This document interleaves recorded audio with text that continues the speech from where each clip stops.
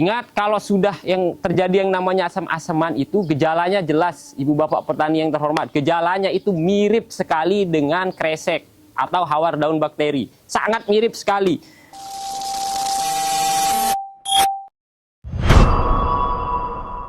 Kembali lagi bersama saya, Wika. Tentunya di channel kita yang kita cintai ini. Ibu Bapak petani yang terhormat, topik yang akan kita bahas di video keempat ya. Sekarang ini video keempat ya. Video keempat kali ini itu adalah tentang kondisi pH tanah yang asam. Sekali lagi, topiknya yang akan kita bahas adalah tentang kondisi pH tanah yang asam.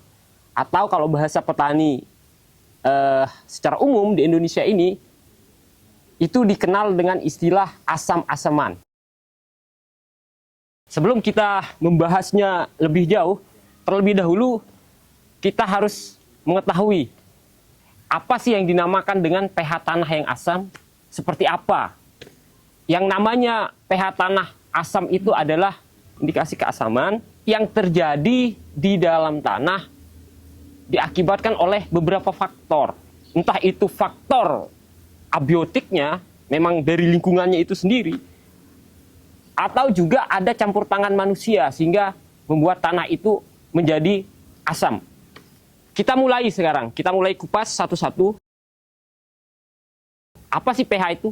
pH itu didefinisikan sebagai potensial hidrogen, di mana potensial hidrogen yang dimaksud di sini adalah logaritma negatif dari konsentrasi ion hidrogen yang terdapat di dalam tanah tentunya. Karena kita membahas tentang pH tanah atau asam-asaman tadi. Asam-asaman itu yang asam itu bukan tanamannya, Ibu Bapak petani yang terhormat, tetapi yang asam itu adalah tanahnya, media tumbuhnya. Itu yang kondisinya asam. Sekarang pH itu apa? pH itu sudah saya jelaskan tadi, itu adalah logaritma negatif dari konsentrasi ion hidrogen yang memang terdapat di dalam tanah itu sendiri, media tumbuh dari tanaman yang Ibu Bapak petani yang terhormat budidayakan. pH ini itu dinilai, dia punya skala nilai.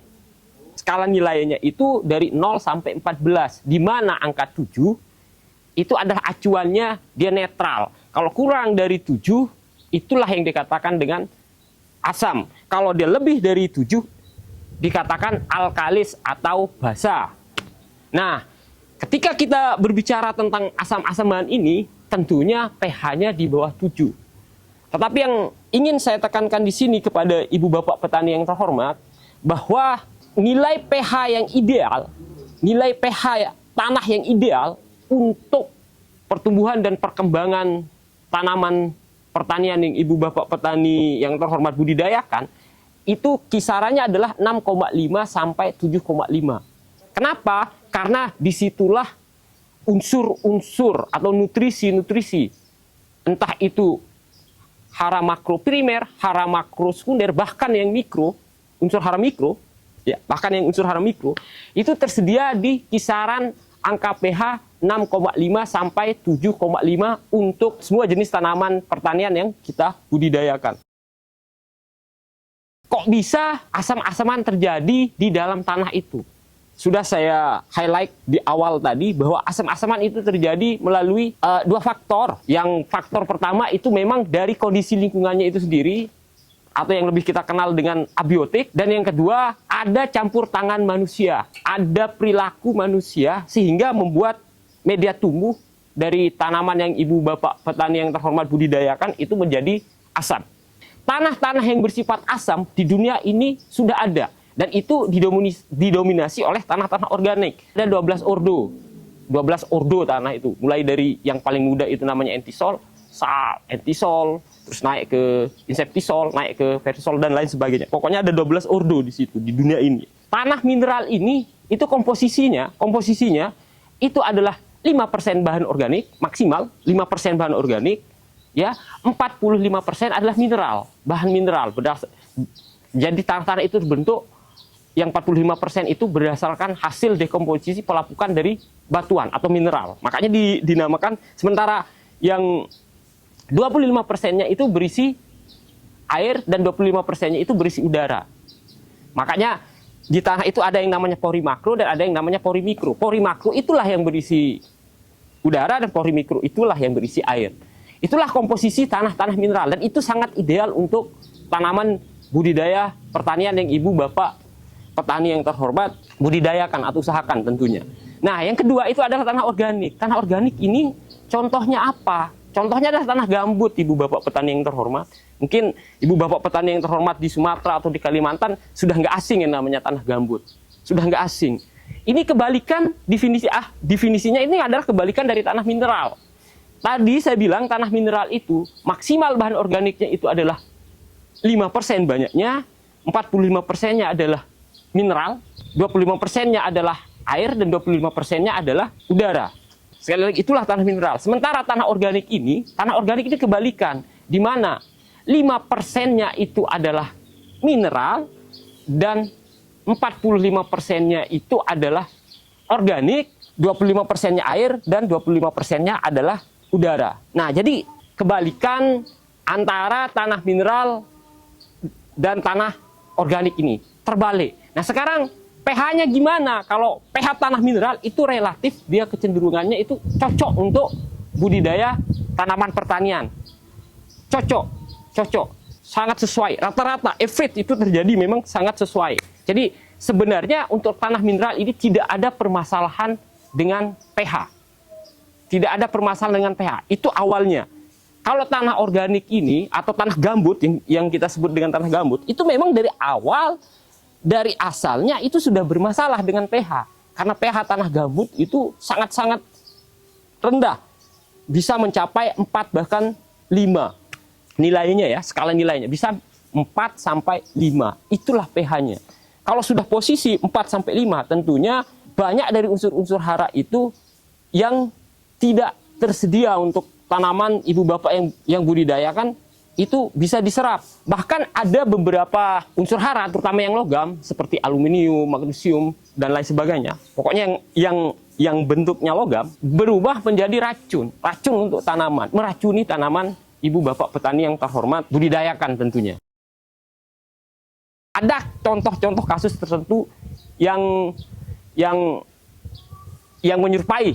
Ada contoh-contoh kasus tertentu di mana faktor abiotik dan faktor biotik itu bersinergi, bekerja sama. Saya akan jelaskan itu. Seperti bagaimana contoh-contoh kasus tertentu. Ketika pH tanah itu asam, atau asam-asaman tadi, itu murni hanya disebabkan oleh faktor abiotiknya atau faktor lingkungannya saja. Saya contohkan, seperti hujan terus-menerus sehingga mengakibatkan tergenangnya lahan, atau tanah gambut tadi, itu kan nggak ada ikut campur tangan manusia. Sekali lagi, tanah gambut tadi dan hujan terus-menerus sehingga lahan itu tergenang dalam waktu yang lama, berhari-hari, bahkan berbulan-bulan, itu tidak ada campur tangan manusia. Itu murni karena faktor abiotik. Murni karena faktor abiotik. Itu juga bisa menyebabkan asam. Nah, ketika ibu bapak petani yang terhormat melakukan budidaya tanaman pertanian di lahan gambut atau lahan-lahan yang tergenang karena intensitas hujan sangat tinggi, drainasenya sangat buruk, tidak ada saluran drainase, sehingga kondisi lahan itu tergenang, itu potensi asam, pH tanah asam itu sangat-sangat tinggi di situ.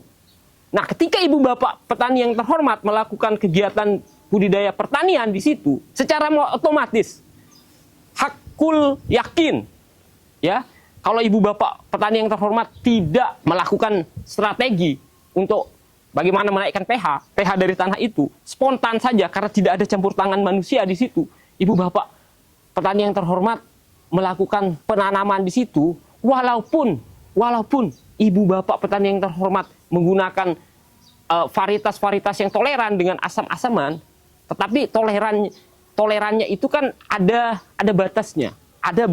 Karena asam itu, sekali lagi, kondisi tanah asam itu sangat-sangat berbahaya dan harus kita hindari sebenarnya. Tetapi ketika ibu bapak petani yang terhormat terpaksa harus melakukan kegiatan pertanian atau budidaya pertanian di tanah-tanah yang asam, saya sebutkan saja gambut sama lahan yang tergenang cukup lama karena drainasenya tidak bagus, karena hujan terus-terusan berhari-hari, berbulan-bulan, bahkan tidak non-stop. Saya pastikan bahwa tanaman pertanian yang ibu bapak petani yang terhormat budidayakan di lahan-lahan yang sudah saya sebutkan tadi itu pasti akan mengalami gangguan. Nah, sekarang saya ilustrasikan begini. Apakah tanah asam atau asam-asaman yang sebutannya ibu bapak petani yang terhormat itu bisa terjadi karena interaksi manusia? Bisa. Bisa terjadi karena perilaku manusia? Bisa. Bisa terjadi karena campur tangan manusia? Bisa. Bisa, ibu bapak petani yang terhormat. Sehingga ketika terjadi gangguan, selain gangguan fisiologis yang terjadi karena manusia itu adalah masuk di komponen biotik, bukan abiotik. Karena kita ini manusia adalah komponen biotik yang paling besar mempengaruhi. Sangat-sangat besar mempengaruhi komponen biotik. Makanya kita dimasukkan ke faktor biotik, karena kita makhluk hidup. Karena manusia itu adalah makhluk hidup, ibu bapak petani yang terhormat. Ketika ada campur tangan manusia, saya contohkan. Ini ya kejadian real yang terjadi di seluruh Indonesia ini, di seluruh ibu bapak petani yang terhormat ketika mengelola pertanian. Di seluruh Indonesia ini terjadi. Pada saat pergantian musim tanam satu ke musim tanam yang kedua. Contoh realnya di sini. Hygiene sanitasi itu tidak berjalan optimal, tidak berjalan baik. Hygiene sanitasi pada saat pemusnahan sisa tanaman. Hygiene sanitasi itu, ya, hygiene sanitasi itu tidak maksimal, tidak baiklah kita sebut pada saat proses penghancuran sisa tanaman, terutama untuk ibu bapak petani yang terhormat yang membudidayakan tanaman padi, tentunya di situ. Tidak maksimal hygiene sanitasi, proses penghancurannya. Pakai traktor, di mana jeraminya atau sisa-sisa jeraminya itu banyak yang berserakan di sawah. Akhirnya ditraktor, sementara jerami itu masih banyak di situ. Ditraktor, akhirnya menyatu. Itu masih segar loh jerami-jerami itu, ibu bapak petani yang terhormat.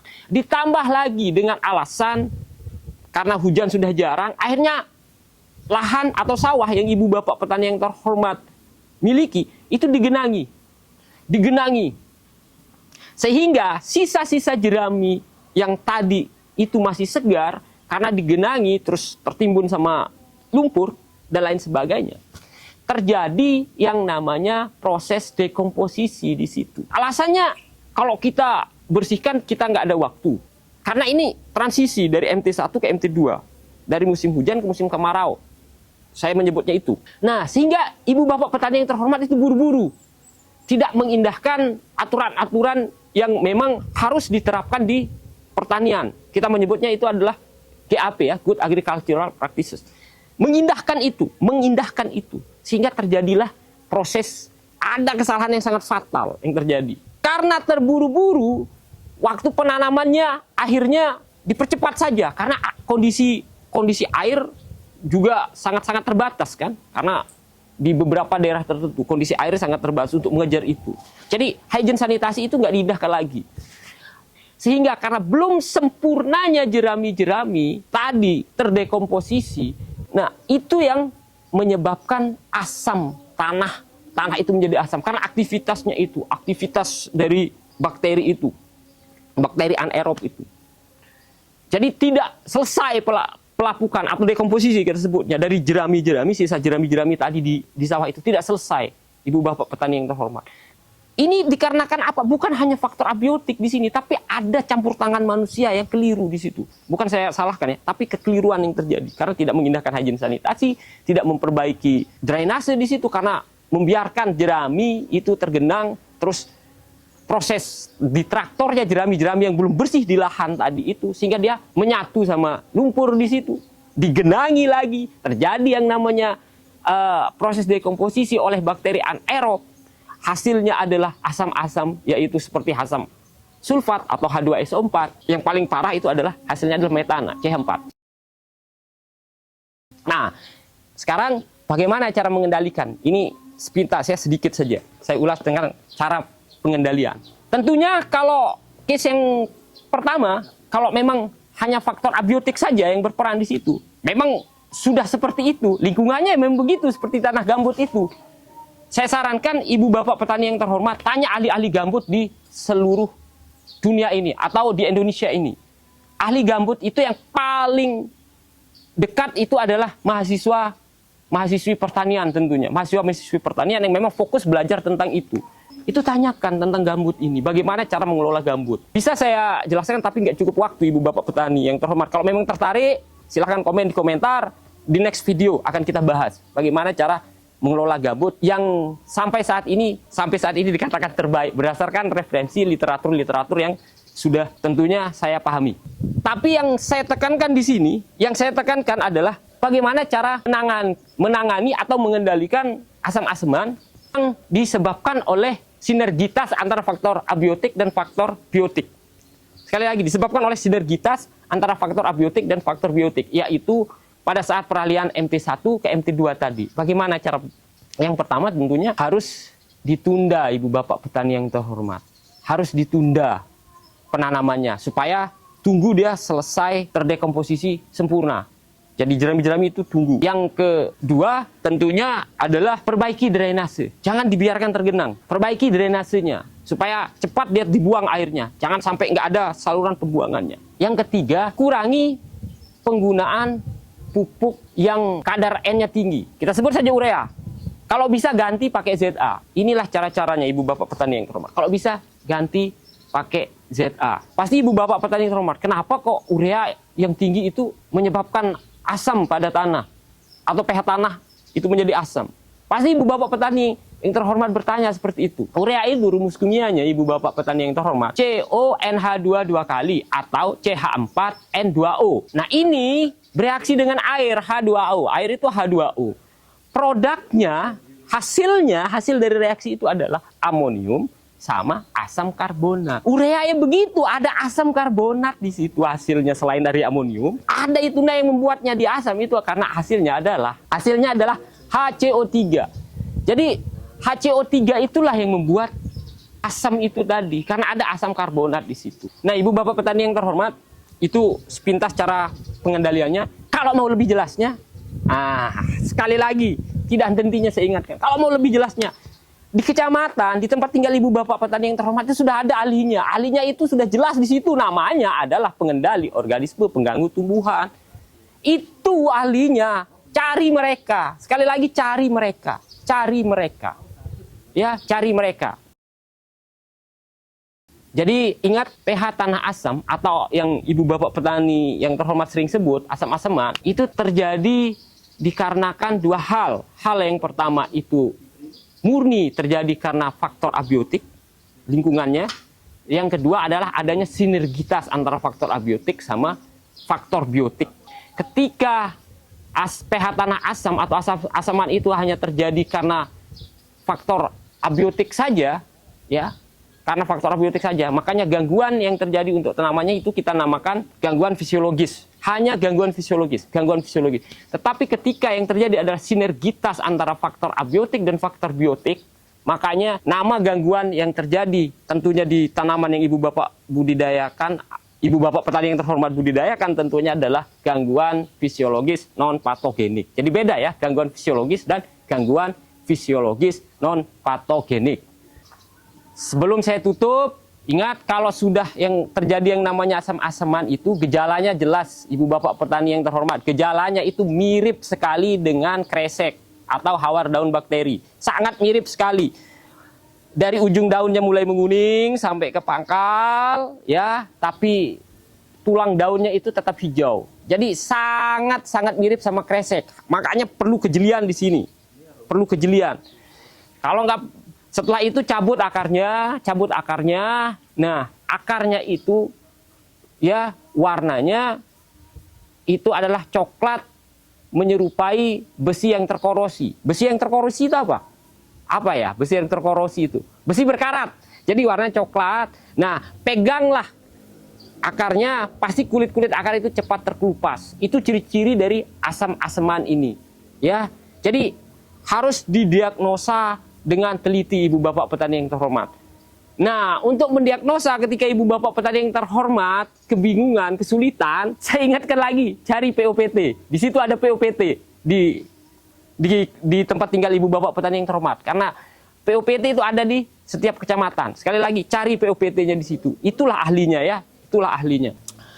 Mungkin itu yang saja yang bisa saya sampaikan di video kita yang keempat ini. Semoga bermanfaat, semoga kita semua bisa teredukasi tentunya. Sampai ketemu di video selanjutnya, yaitu video kelima.